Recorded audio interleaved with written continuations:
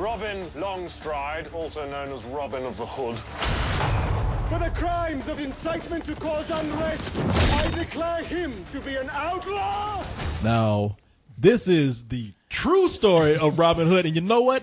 I believe that this is the real Robin Hood because this motherfucker stole 2.5 hours of our time. Damn, I was waiting on that joke. It's like, nobody's gonna do it. Only that thing good? Robin in here is this movie from my time. Give it back, Robin Hood. Give it back. Yeah, based on a true story that Ridley Scott just made up. Yeah, I love it. It's like, Robin Hood isn't actually based on a historical character, but you wouldn't know it to watch this movie. Yeah. Well, you know what? I knew somebody was going to do this. The same thing they did with that last King Arthur movie, where they're like, "No, this is the real story." Yeah. It's like, yeah, based on some bullshit. Yeah. And guess what? It's real fucking boring.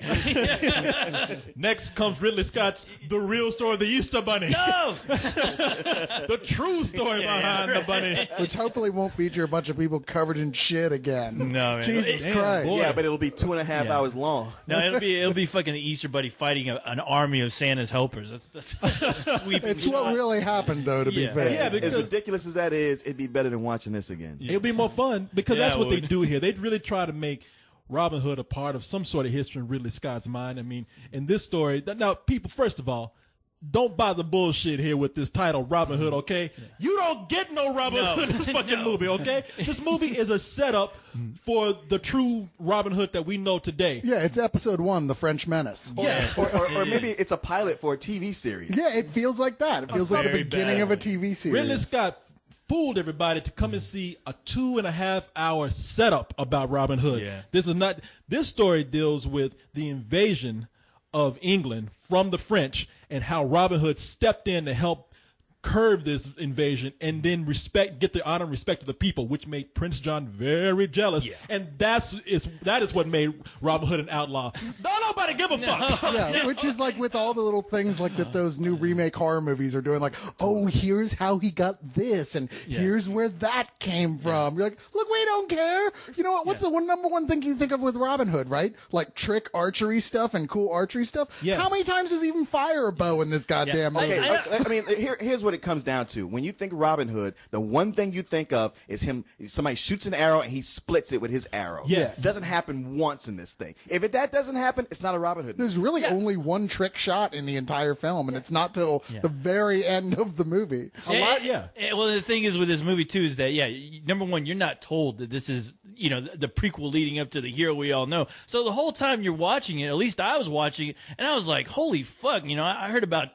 taking your artistic license and changing shit around, but I was like, when the fuck did all this happen? Right. What? Yeah, and then they try to go in and they try to reverse things a little bit. Like King Richard, who's played by Danny Houston here, ends up being kind of a prick. He's not the lion-hearted that we know.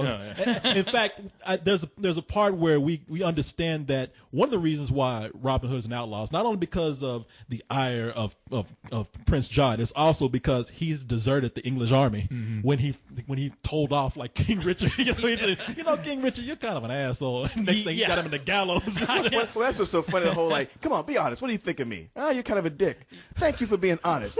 Now lock him away. Well, it was kind of funny. Well, I mean, was it just me, or did it feel like the film actually had a political agenda? No, who did I talk to when I said I said all these politics, man. Yeah. I was like, really? It does. You know what, man? I gotta applaud you. It does feel like episode 1. It does. No, it the is. Trade It is. Federation Yeah. and everything. It was like, wow, we're getting too much into the sideline stuff here, of stuff that takes all the fun out of it. Even Robin Hood himself was like watching a senator on like C-SPAN. You're like, will you tell a joke or be funny or at least light of foot at some point? Well, that's the thing we always liked about Robin Hood, him being so, fun-loving and affable. I mean, that's the one thing that made the 3 good Robin Hood movies good. Yeah. And yet they couldn't nail that one thing down. You just didn't care about anybody. Yeah. You didn't care about Robin Hood. You didn't care about his merry men. You didn't care about a single soul in this film because the film's all over the place, which is kind of crazy because you're like, all right, I'm gonna watch a film about Robin Hood, and it seems like you see him sporadically throughout the film, and you don't even know what is honestly. I didn't know what the fuck was going on throughout this whole film. Well, you got 3 villains too, and every so often one of them pops up, and you're like, oh yeah, dude, I forgot you were in this movie. No, there's 3 villains, and some of the villains that we don't get. Prince John, who's played by Oscar Isaac. I love that guy. That guy. Now he was overacting. He was. But at Yeah. least he gave us something. He was fun to watch. Weasley. He was fun to watch. He did what a villain is supposed to Yeah. do. Taxation. Taxation.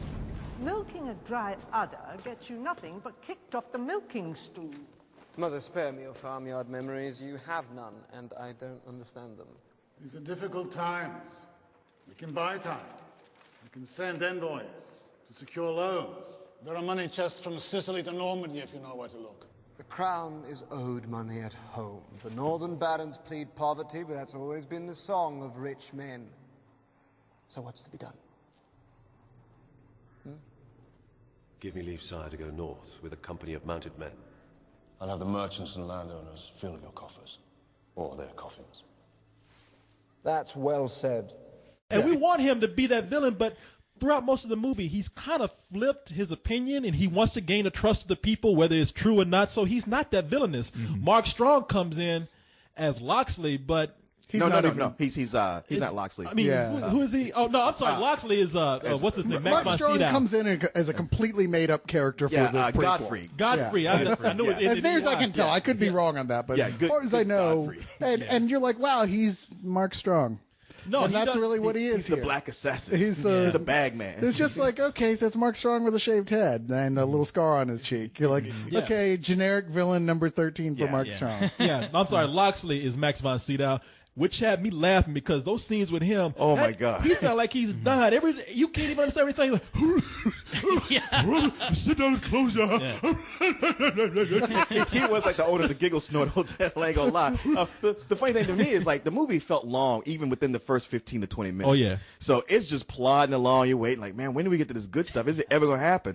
By the time we get to him meeting, Robin Hood meeting Loxley, the old man, and the way he was talking, let me come over here. I'm like, oh my God. I know. We are never gonna get out of this movie. I looked at you and I was like, this dude is killing me. Half this movie is him trying to put out one sentence. I thought Max von Sydow was probably dying right there on the set, and they just keep rolling because this is great material. This is the only interesting part of the movie. He's died so many times in movies, though, at this point, he's like, I'm just trying something different this time. Yeah. I'm bored with it. I mean, when he actually dies in real life, it's going to be awesome.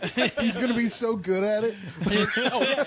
And the sheriff of Nottingham ain't even Barely. he's non-existent in this. He makes a cameo, but he's like a joke. Non-comic comic relief. Matthew McFadden. Like when we see Sheriff of Nottingham, we expect him to be the darkest villain in here. Sure. And he's not in this. No. I mean, maybe he'll. I guess he's it for the next movie. Yeah, and then in the next one. But I who don't want to fuck see. about Yeah, that exactly. next movie? I don't need to see Attack of the fucking French again. No. No, it's just funny because the French. It's hilarious. You mentioned when I walked out, I was like, I just fucking watched the Phantom Menace all over again. Yeah. But it deals with Robin Hood now, and I loved how the French were portrayed as those bumbling fucking robots from the Phantom Menace.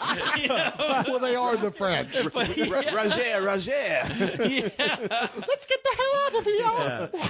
Well, hey, don't forget all those scenes they stole from Saving Private Ryan. Oh, I know. You see the trailer, you think, oh, okay, it's probably a coincidence. It's like, no, it's directly. They straight up stole Saving Private Ryan, and you know what? I'm glad he stole it because that's just another interesting part of the movie right there. It's like, you know what? Even if this is a ripoff of Saving Private Ryan, I'm At getting least something is happening. Something is happening on screen. But the funny part is that, when you see the trailer, it looks like people are dying from arrows. No, it's the French are dying because they can't fucking swim. Every time you see those guys in the water, like, they're struggling. You know what? It's slow motion. Yeah, they had one guy going.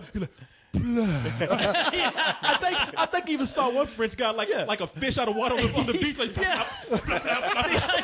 you saw them trying to dog paddle to the shore. It's like, it's the fucking shore and you're drowning? Are you kidding me? He's like, you're like ankle deep. He's like, les pant. No, he's just like, help, I'm getting clean in the water. Help. That's terrible. I tell you what. The French are all right. Yeah, y'all still stink, but they cool. Yeah. No, okay.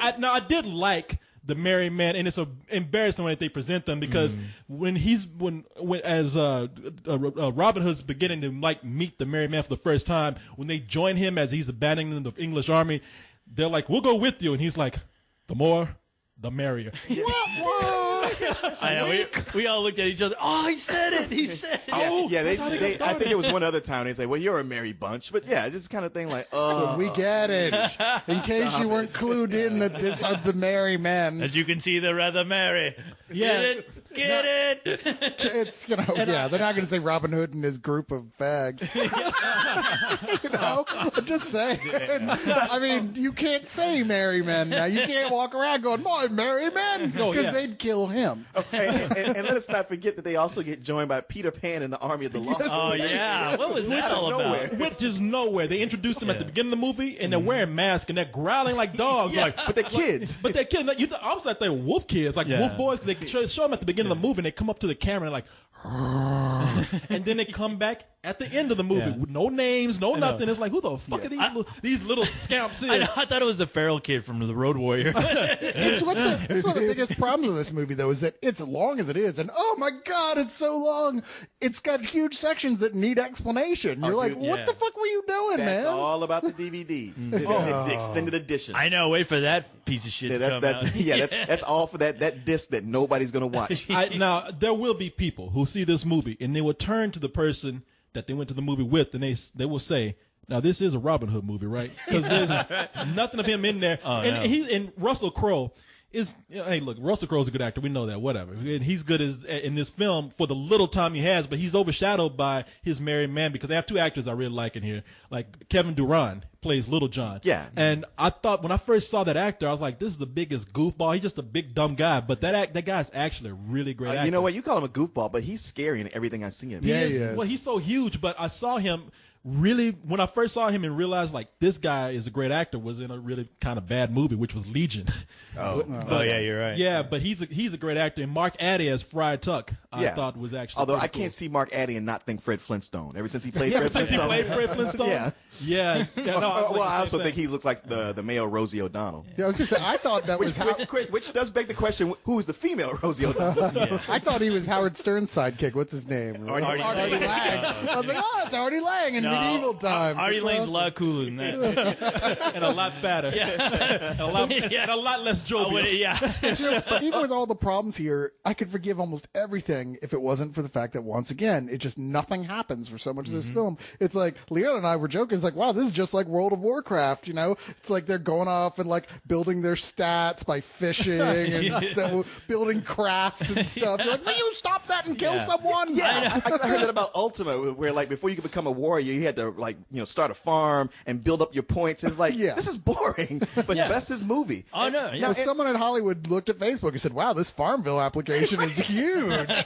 We need to put this shit in a Robin Hood movie." Now, I don't know if you guys felt this, but I had this through a lot of movie where like even though they were speaking English, I couldn't understand what the fuck they were saying. Yeah, but that may have been a problem with the sound system of the theater we were at. No, because it was really muffled and that theater has the best sound system in town. Well, maybe.